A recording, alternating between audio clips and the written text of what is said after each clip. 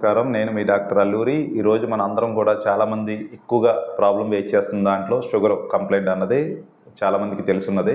కానీ అది చాలా రకాలుగా మన ప్రాబ్లమ్ అన్నది తెలుసు. కానీ అది లోపలికి వచ్చిన తర్వాత ఏమేమి డ్యామేజ్ చేస్తుందంటే తెలియకుండా మనకి చాప కింద నీరు లేక మొత్తం మిగతా ఆర్గాన్స్ అన్నిటిని అది ఆటోమేటిక్గా కొలాప్స్ చేయడంలో ఫస్ట్ ప్లేస్లో ఉన్నది షుగర్ కంప్లైంట్.